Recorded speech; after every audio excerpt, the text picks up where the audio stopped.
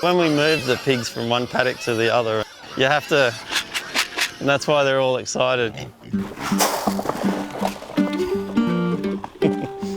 We use pigs in a grass paddock permaculture system. That was one of our interests, and we tried that and it was quite successful.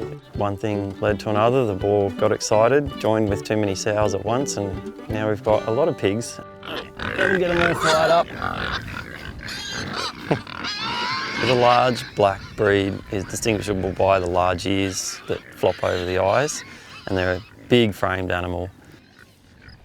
The Berkshire, it's probably most synonymous with the Japanese market. You get a marbled fat through the pork, similar to Wagyu beef. And we're about to get stampeded.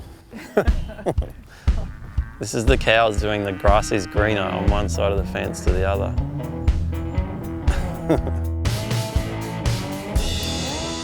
Hey Jessie, hey Kel. Good girls. Come on. This is Esperanza Farm Small Goods. We do some copper, some cacciatore. This is the bacon. It's a nitrate-free bacon. You tend to get the browny colour, not the pink colour. Okay. A nice portion of fat. One of the things we do with the fresh sausages now, fresh ingredients, so no preservatives. There's no secrets with my fresh sausages.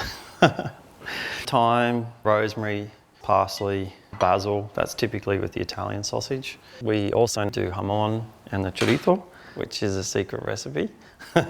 It's been handed down to my wife from her grandmother. Her name is Esperanza, which means hope. It does have a nice portion of paprika in it to give it good colour and flavour. And that's probably as many ingredients as I want to share for now. Delicious. Pigs, yeah, they are quirky. They do play.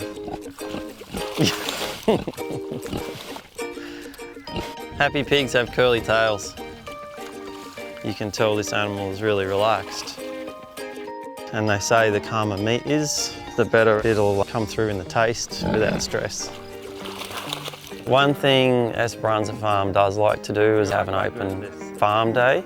You're amongst a farm that is local and it produces a natural product. Then you get to enjoy it. Eating food amongst friends is one of the most beautiful things I think you can do.